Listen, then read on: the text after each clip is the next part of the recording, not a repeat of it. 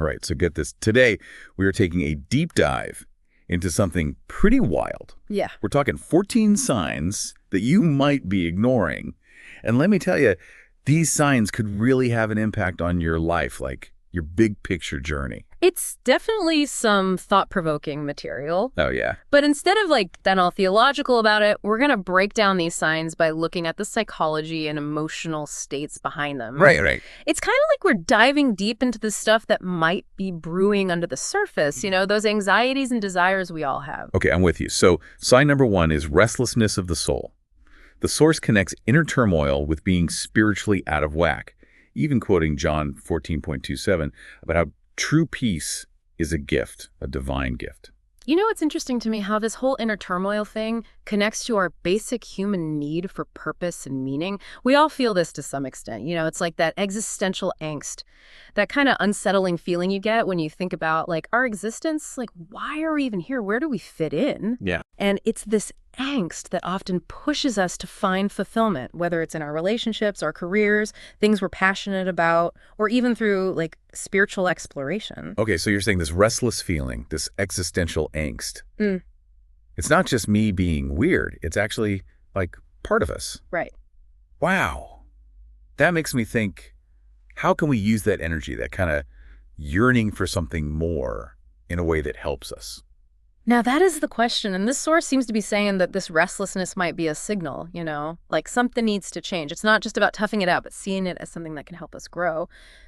Often, it's when we feel the most uneasy, like something's off, that we're ready to make real changes. Okay, that makes sense. All right, sign number 2 is conflicts and misaligned hearts. Mm-hmm. The source is all about love and forgiveness here, referencing Colossians 3.14 and that tough teaching from Luke 6.27 to love your enemies. I mean, come on, how do you do that? Yeah, right. Love your enemies. It's how do we balance that basic human instinct of protecting ourselves with this idea of loving those who hurt us? That seems kind of radical.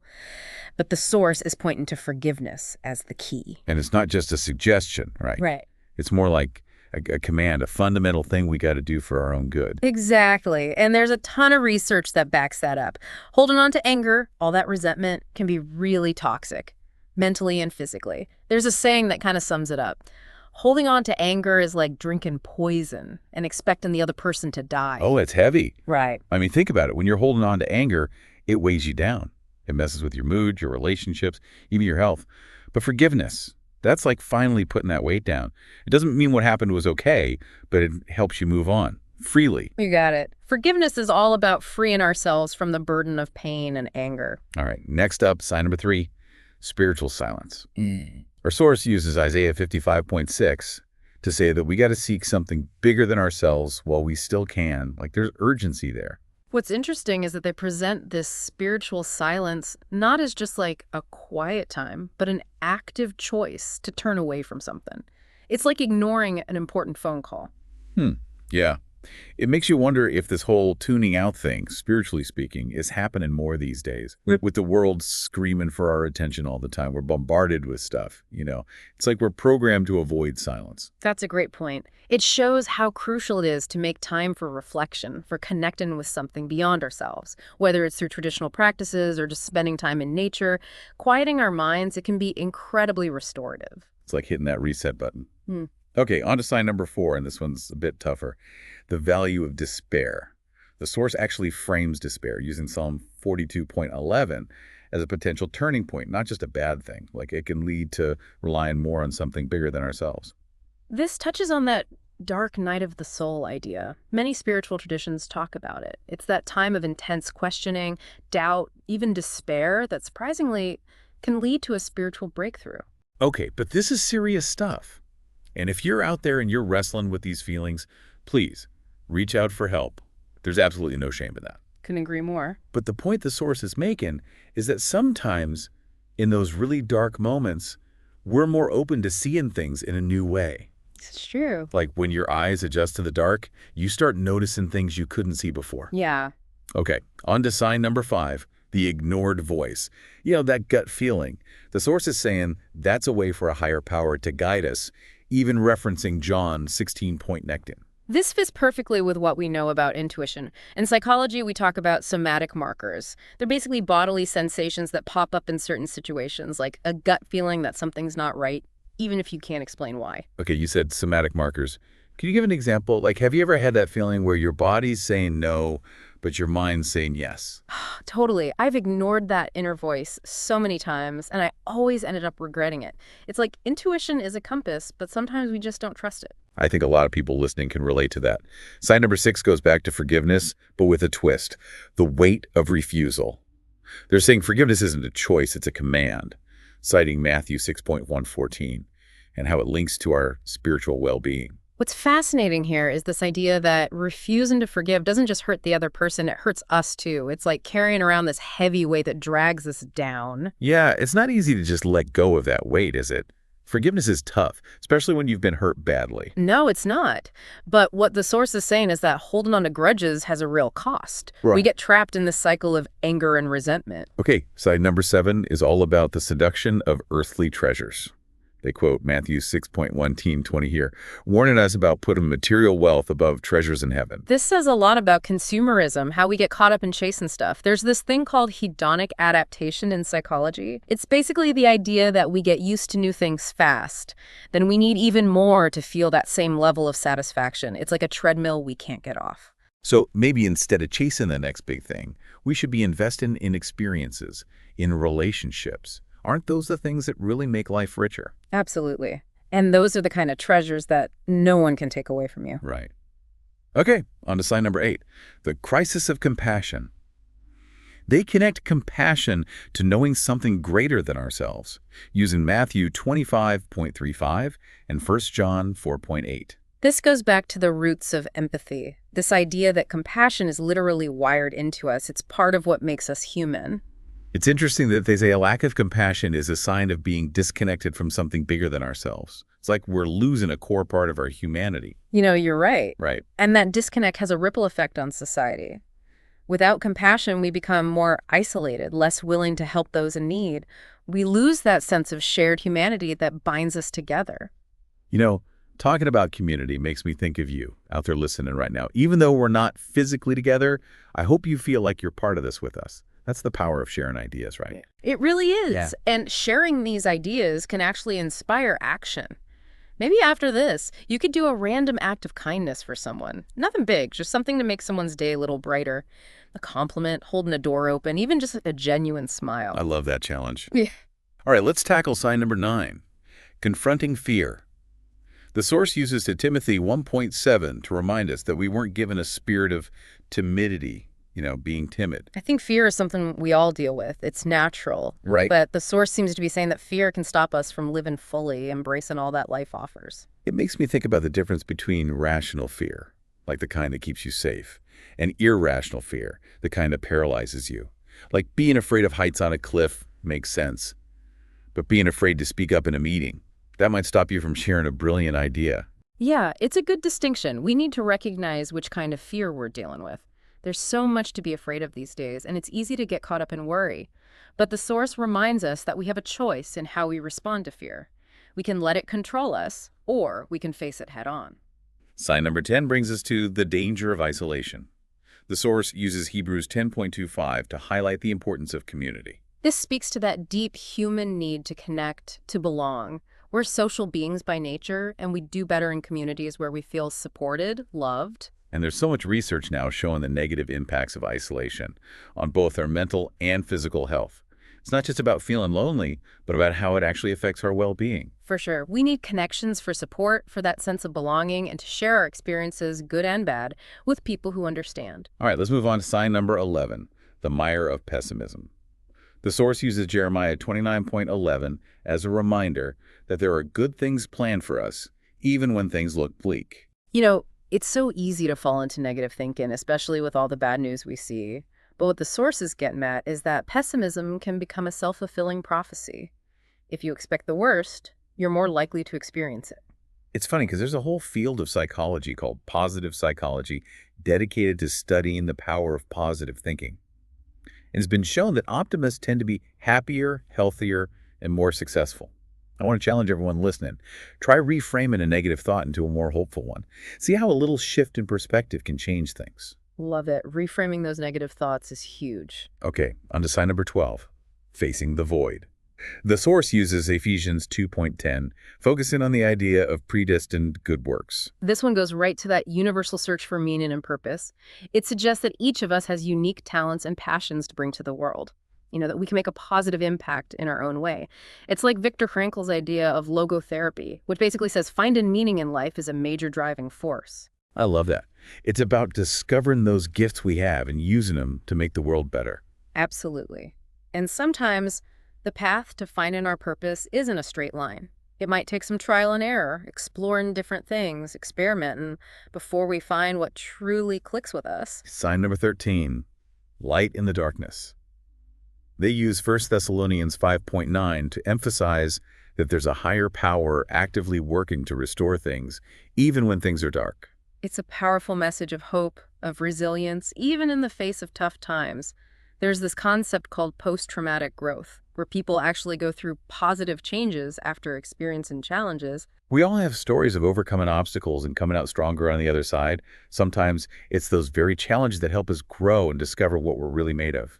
Absolutely. Sharing those stories is so powerful because it reminds us that we're not alone in our struggles and that growth is always possible, even in the dark times. And finally, we're at sign number 14, the peril of spiritual neglect. The source uses that image of the vine and branches from John 15.4 to illustrate how important it is to stay connected to our spiritual source. This points to the need to nurture our spiritual well-being, just like we take care of our physical and mental health. When we neglect our spiritual needs, we risk wither away and losing a vital part of ourselves. Yeah, it's like tending to a garden. If we don't water and fertilize those plants, they'll eventually die. And nurturing our spiritual well-being? Well, that can take many forms, from meditation to spending time in nature to being creative. It's about finding what feeds your soul, what makes you feel connected to something bigger. Exactly. And it's about being mindful of what we're taking in, both literally and figuratively. What are we feeding our minds and hearts? Are we surrounding ourselves with good things, or are we stuck in negativity? It's about creating a spiritual diet that helps us grow and thrive. Okay, I think that's a good place to pause. We've covered a lot in this first part of our deep dive. Welcome back, everyone. Man, after those first few signs, I'm already thinking I need to make some changes. But that's what these deep dives are all about, right? Absolutely. It's all about getting new perspectives and questioning what we think we know. Exactly.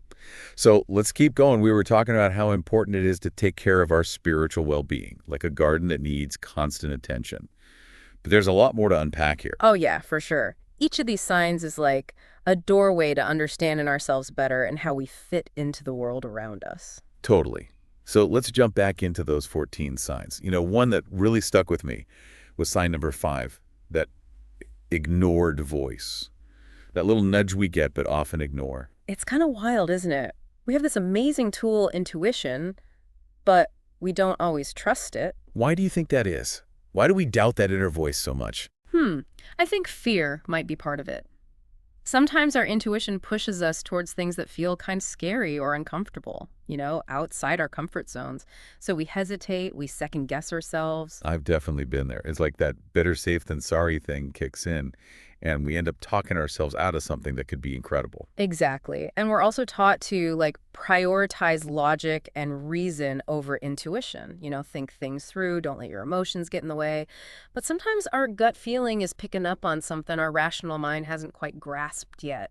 It's almost like we've been trained to ignore our own inner wisdom. But aren't there fields where intuition is really valued, like in art or business? Oh, totally. Think about artists, musicians, innovators. They often rely on intuition a lot in their work. They're tapping into that well of creativity and insight that goes beyond pure logic. So how can we learn to trust our intuition more? Yeah. Any tips for tapping into that inner voice? Mindfulness can be a big help. When we slow down, quiet the mind, and pay attention to what's going on inside, we become more aware of those subtle whispers of intuition. Mindfulness, I like that. It's like making space for that inner voice to come through. Exactly. And the more we listen to and act on our intuition, the stronger and clearer it gets. It's like working out a muscle. The more you use it, the stronger it becomes. Okay, let's switch gears to sign number 6. The weight of refusal, refusing to forgive. This one's got some serious weight to it, just the name itself. It really does. Forgiveness is tough, especially when someone's hurt us deeply. It's natural to want to hold on to that pain, that anger, almost like a way to protect ourselves. Yeah, it's like we think that if we let go of the anger, we're letting the other person off easy. Or maybe even, like, downplaying the wrong they did. Right, there's that fear that forgiving someone means saying what they did was okay, but that's not what forgiveness is really about. It's not even about the other person, actually. Wait, really? So what is it about then? If it's not about them, what's the point of forgiving someone who's hurt us? Forgiving someone is ultimately about releasing ourselves from that burden of pain and anger. Remember that quote, holding on to anger is like drinking poison and expecting the other person to die. Yeah, that one was intense. I know, right? It's such a powerful image. Holding on to that anger and resentment keeps us chained to the past, to the hurt. But forgiveness, that's like breaking free. It's about taking back our peace of mind, our emotional well-being. So it's like choosing to put down that heavyweight, even though the person who gave it to us might not deserve it. It's like an act of self-care. Exactly. It's recognizing that we deserve to be free from that pain. And that freedom, it allows us to move forward, to heal, to make space for more positive experiences in our lives. Forgiveness. It's such a simple word, but so hard to actually do. I wonder, are there different levels of forgiveness? Or is it an all-or-nothing thing? That's a great question. And I think it depends on the person and the situation. For some, forgiveness comes easily. For others, it's a long, tough journey. And that's okay. There's no right or wrong way to forgive. The important thing is to be willing to start that journey, to be open to healing and letting go. And remember, it's a process, not just a destination. It might take time. Exactly. Be patient with yourself, and don't be afraid to ask for help from a therapist or counselor if you need guidance along the way. Good point. Okay, on to sign number 7, the seduction of earthly treasures. This one feels so relevant these days with all the emphasis on buying stuff. It really does. We're constantly told that happiness comes from buying more things, having more possessions. But deep down, I think we know that's not really true. Yeah, it's like that feeling you get after a big shopping spree. A quick rush of excitement, then it's gone. Right. Material things can bring temporary pleasure, but they don't bring that deep, lasting happiness. And that's what the source is getting at, the difference between fleeting pleasure and real, genuine joy. So how do we resist that pull? How do we break free from always wanting more stuff and find fulfillment in things that actually matter? One key is to really think about what's important to us. What truly brings us joy and fulfillment? Is it spending time with people we love? Is it pursuing our passions? Is it making a positive impact on the world? Once we figure out what our values are, we can start making choices that align with those values. So it's about shifting our focus from getting stuff to having experiences, building relationships, and contributing to something bigger than ourselves. Exactly. And there's a whole movement towards minimalism, simple living, that embraces these values. It's not about depriving ourselves. It's about simplifying our lives so we can focus on what really matters. It's about recognizing that true wealth isn't about how much stuff we have, but about the richness of our experiences and the depth of our connections. Beautifully said. It's about finding contentment and joy right here, right now, instead of always chasing after something more. Okay, let's dive into sign number 8, the crisis of compassion. This one feels especially important in a world that often feels divided and disconnected. It does, doesn't it? And the source makes a powerful connection here. They're linking compassion to having a sense of something bigger than ourselves. It's almost like they're saying that when we lose touch with our compassion, we lose touch with part of what makes us human. We isolate ourselves, become less willing to understand and empathize with others. Exactly. Compassion is about seeing our shared humanity, recognizing that we're all connected and showing kindness and understanding, even to those who are different from us. But how do we cultivate more compassion in a world that feels so divided? How do we bridge those gaps and reconnect with that sense of shared humanity? One powerful practice is simply listening to others with an open heart and mind. Putting aside our judgments, our preconceived notions, and really trying to understand their perspective, even if we don't agree with them. It's about walking a mile in their shoes, trying to see the world through their eyes. Exactly. And it can be tough, especially when we're faced with opinions that clash with our own. But those are the moments when compassion is most needed. Do you have any tips for practicing this kind of compassionate listening, especially when it's hard? One technique is to look for common ground. Even when you disagree, there are usually shared values or experiences that can connect you. So focus on the things that unite us, not the things that divide us. Yeah. And remember that everyone's fighting their own battles, carrying their own burdens. A little bit of grace and understanding can go a long way in fostering compassion. Okay, let's move on to sign number 9, confronting fear. I feel like everyone can relate to this one. Fear is something we all deal with at some point. Absolutely. Fear is a natural human emotion. It's wired into us for survival, and it can keep us safe. But like we talked about earlier, there's a difference between rational fear and irrational fear. Right, rational fear is like you're walking alone at night and you feel uneasy. That's a normal reaction to a potentially dangerous situation. Yeah. But irrational fear is when that fear starts controlling us, holding us back from doing the things we want to do, living our lives to the fullest. Exactly. And the source seems to be saying that we have a choice in how we deal with fear. We can let it paralyze us, or we can face it head on and keep moving forward. So it's not about not feeling fear, but about acting in spite of it. You got it. Courage is about feeling the fear and doing it anyway.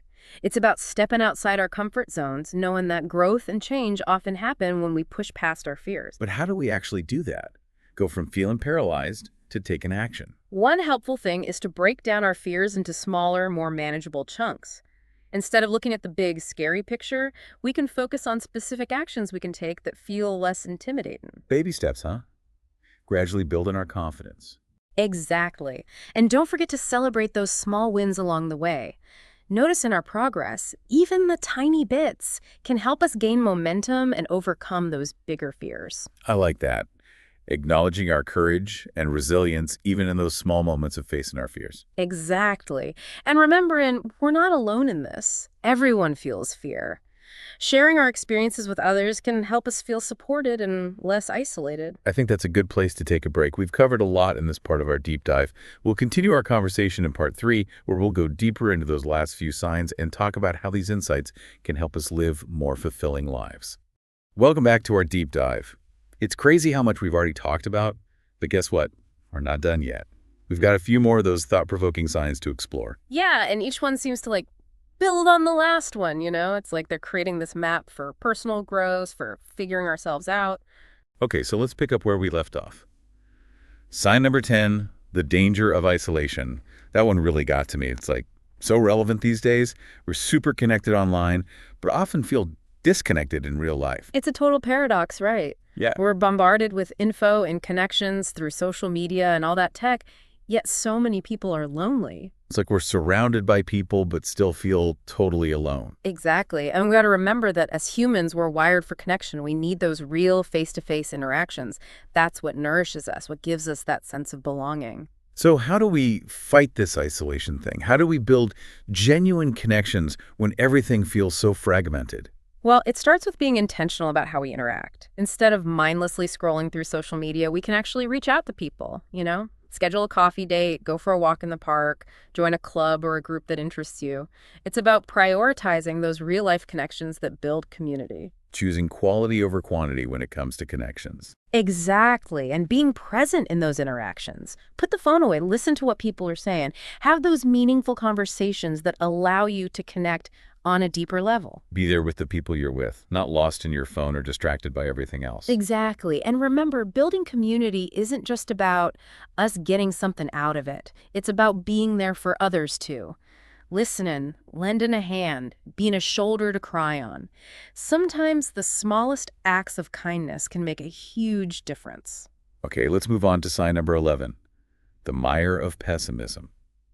It feels like we're constantly surrounded by negativity in the news, even in our own lives. How do we stay positive with all that going on? It starts with paying attention to what we're thinking. When you catch yourself spiraling into negativity, gently shift your focus to something good. It's like training a puppy. You got to keep redirecting them away from bad habits and reward the good ones. We're the puppy trainers of our own minds. Exactly. And a powerful tool for training our minds toward the positive is gratitude. Take some time each day to appreciate the good stuff, no matter how small.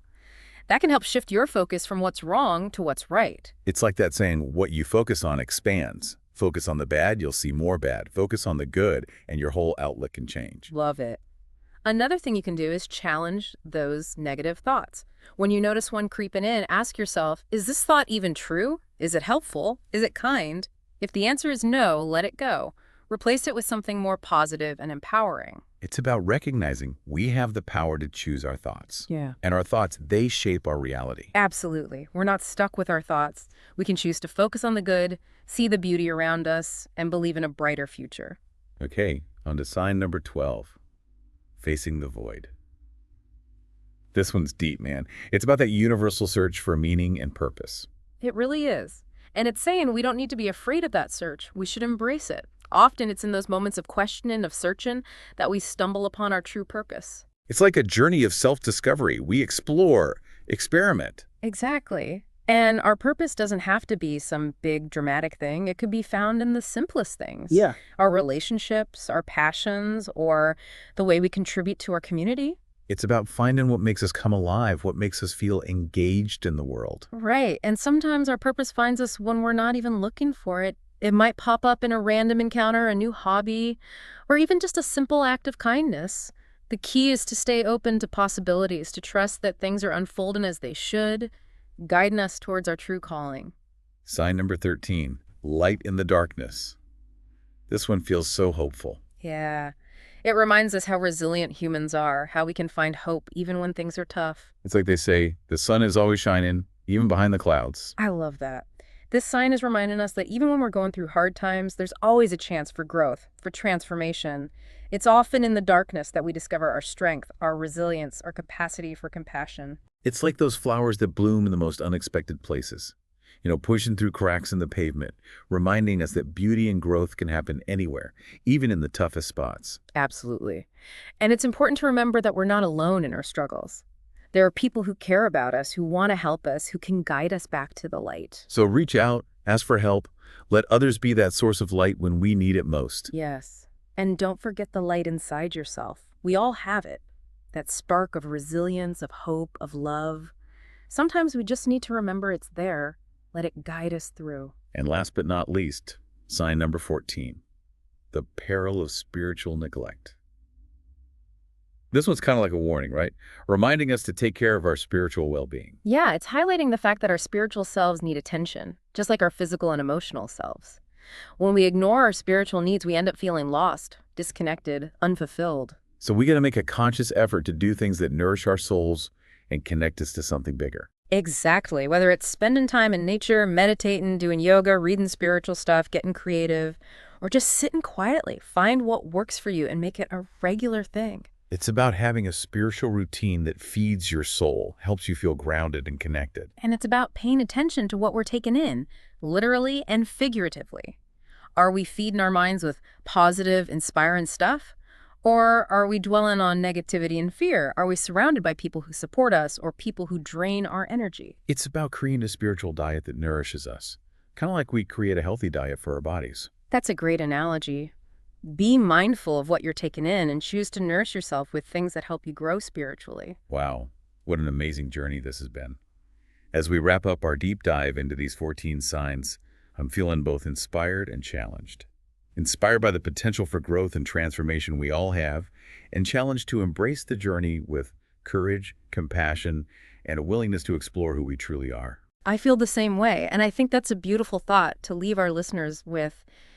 These 14 signs, even though they come from a specific spiritual perspective, offer insights that anyone can use. They remind us that we're all on this journey of self-discovery, and that path to a more fulfilling, meaningful life is open to everyone. So to you listening out there, we encourage you to really think about these signs, explore them in your own way, and see what speaks to you, what grabs your attention, what needs your focus right now. What steps can you take starting today to move towards a life that feels more fulfilling and meaningful? Remember, you have the power within you to create the life you want. Trust your gut, embrace the journey, and never stop looking for that light inside yourself. Until next time, keep exploring and discover the amazing mysteries of who you are.